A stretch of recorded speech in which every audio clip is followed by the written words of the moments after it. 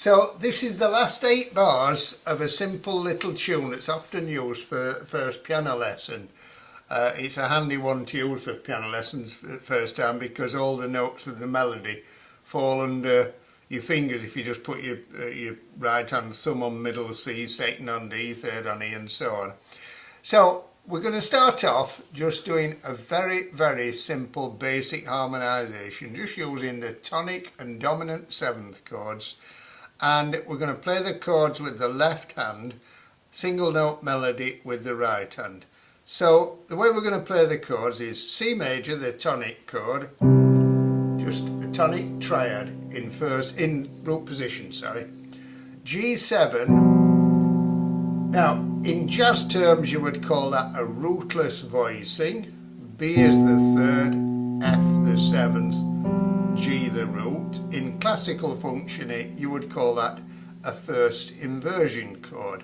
First inversion when the third of the chord is down in the bass. And you can play through the entire tune just using those two chords like this.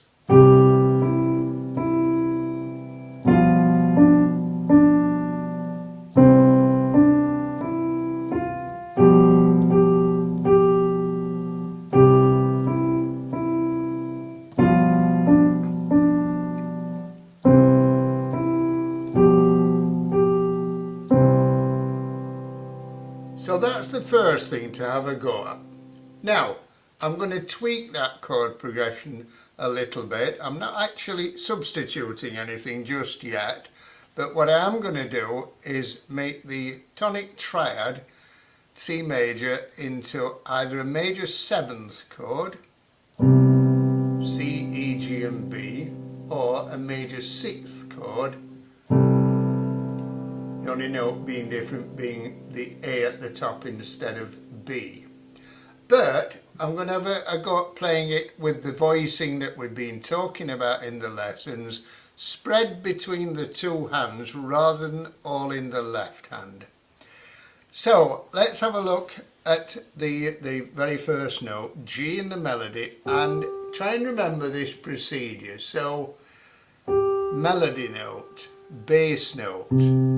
The next thing to add is the third of the chord.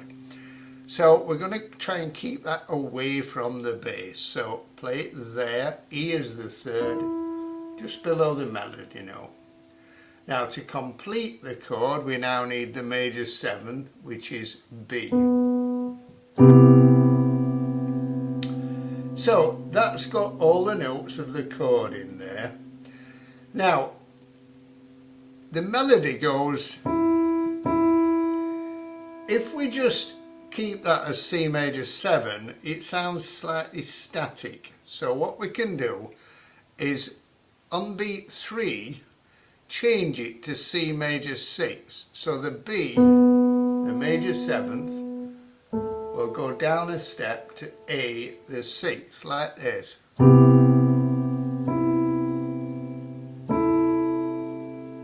And that creates inner movement. We've talked about this before.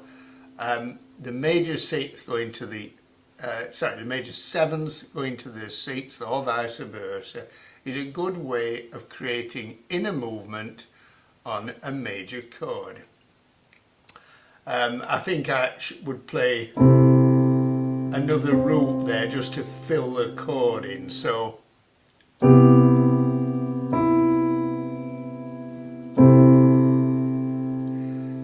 now, if you want to go a stage further with that, do a kind of deep dive, you can add the 9th to the C major chord. So we've now got this, D being the 9th.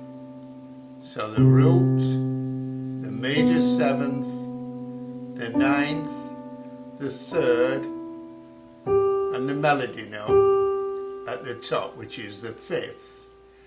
So when we go down to there, watch what happens now. The major 7th, B, and the 9th, D, both go down one step And they do it in thirds, which is always a good thing to try and get in a movement in thirds. So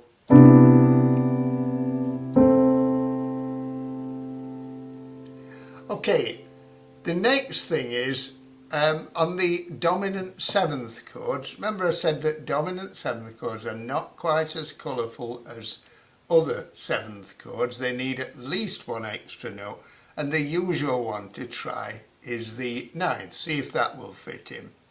So second bar, F is the melody note. That is the seventh of G7. Put the root down at the bottom. Put the third in there. Now the fifth, remember, is kind of optional. You could put it in there if you want, or you could put it in there, or both. Doesn't really matter. Let's just leave it out for now, but add the ninth, which is A, just below the third like this.